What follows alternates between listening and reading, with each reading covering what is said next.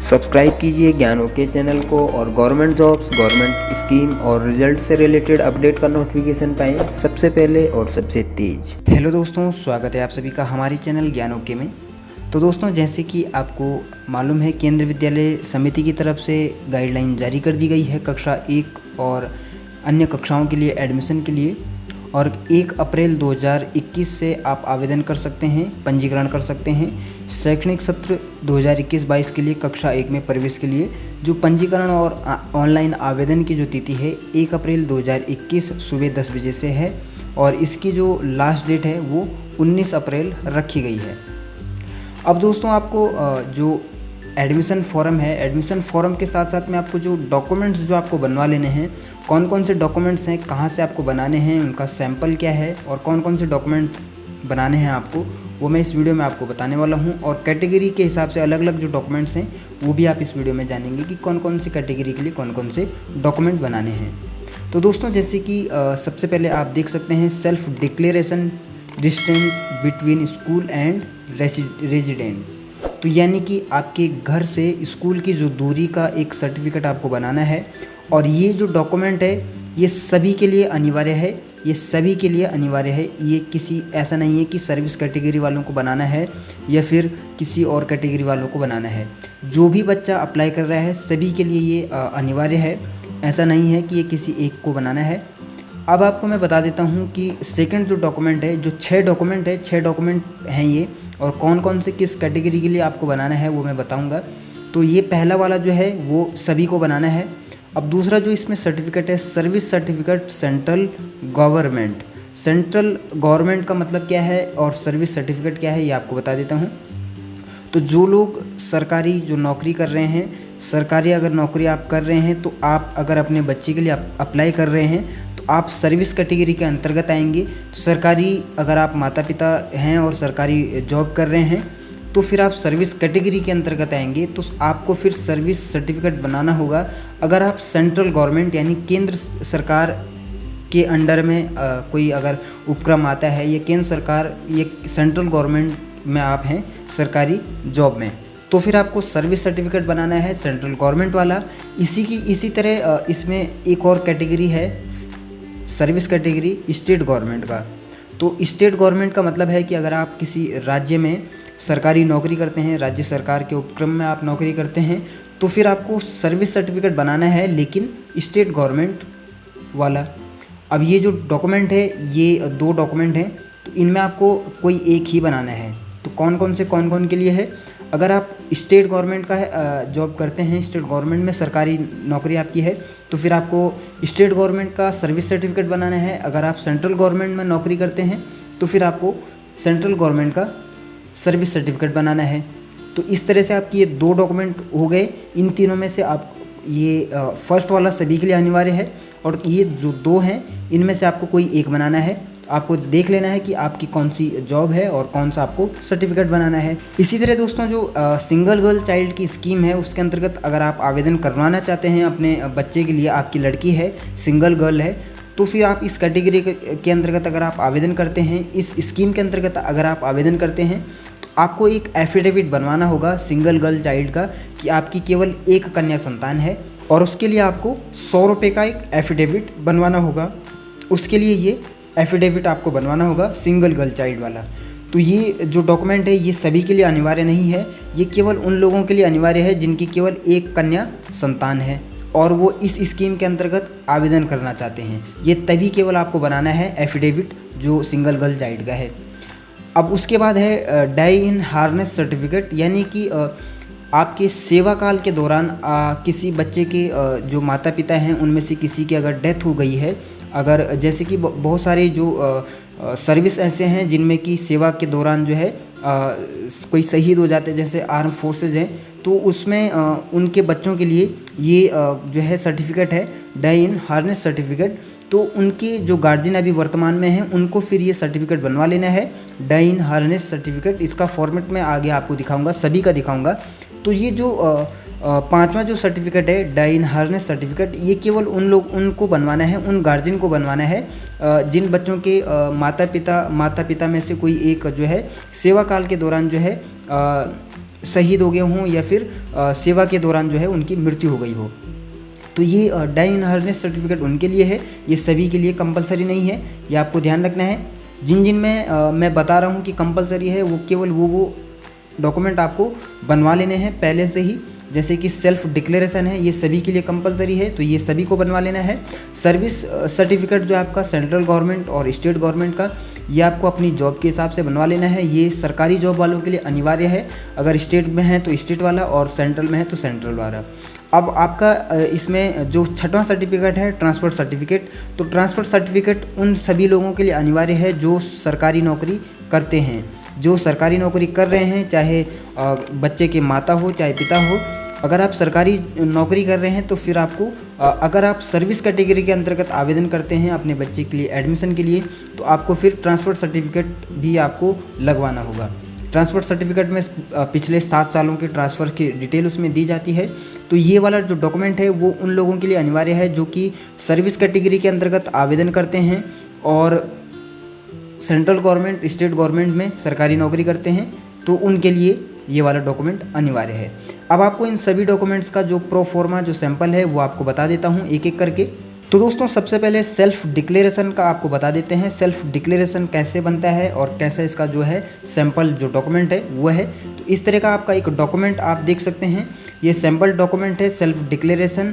आपके घर से स्कूल की दूरी का डिक्लेरेशन आपको बनाना है। यहाँ आप अपना नाम डाल देंगे और फादर या मदर ऑफ यहाँ बच्चे का नाम, और यहाँ से आप जब आप अप्लाई कर देते हैं, रजिस्ट्रेशन कर देते हैं, तो जो आपका कोड होता है सबमिशन कोड होता है जिसे हम लॉगिन कोड बोलते हैं। एप्लीकेशन सबमिशन कोड को लॉगिन कोड कहा जाता है। यहाँ आपने लॉगिन कोड डालना है और डिक्लेयर करना है कि आपका जो स्कूल, जिस स्कूल के लिए आप आवेदन कर रहे हैं, वो स्कूल आपके घर से कितने किलोमीटर दूरी पे है।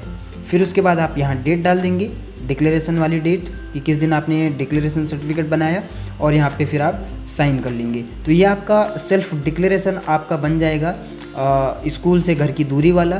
तो ये सभी के लिए अनिवार्य है, ये आपको ध्यान रखना है, ये सभी के लिए अनिवार्य है। जो भी केंद्रीय विद्यालय में आवेदन कर रहे हैं अपने बच्चों के लिए, ये अनिवार्य सभी के लिए है, ये आपको ध्यान रखना है।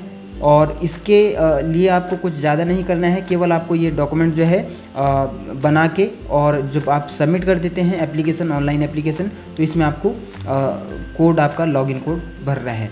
अब इसी तरह इसमें जो सर्विस सर्टिफिकेट है सेंट्रल गवर्नमेंट वालों के लिए, वो भी आपको मैं बता देता हूँ। जो सेंट्रल गवर्नमेंट एम्प्लॉई के लिए है, तो ये सेवा प्रमाण पत्र आप देख सकते हैं, सर्विस सर्टिफिकेट सेवा प्रमाण पत्र केंद्रीय सरकार यानी कि सेंट्रल गवर्नमेंट वालों के लिए।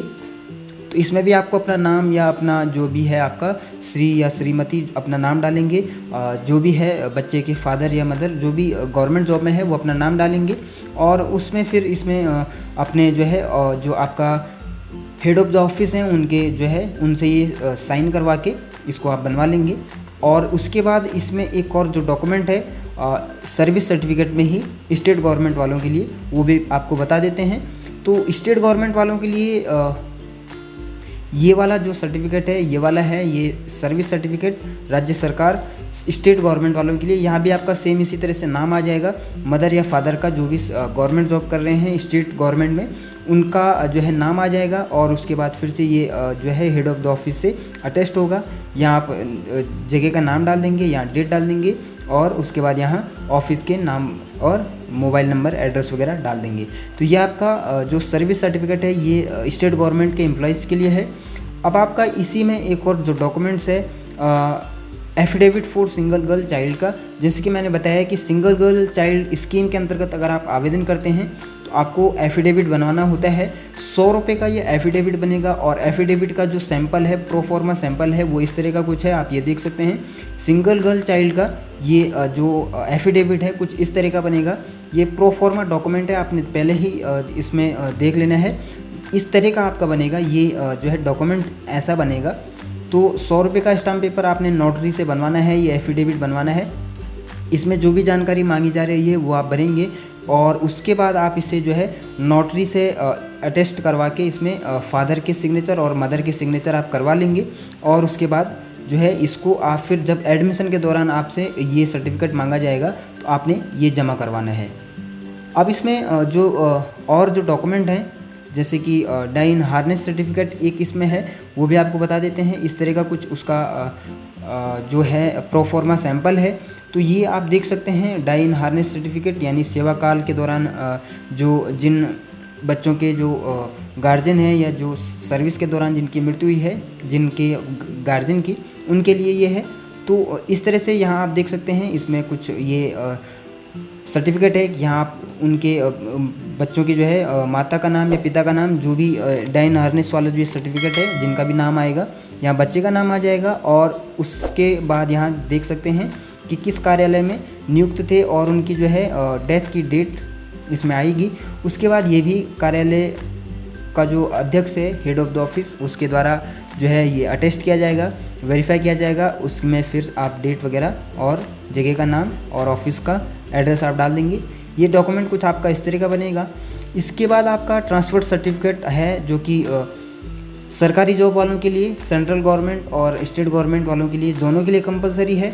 तो ये भी आपको बता देते हैं। कुछ इस तरह का आपका ये डॉक्यूमेंट बनेगा।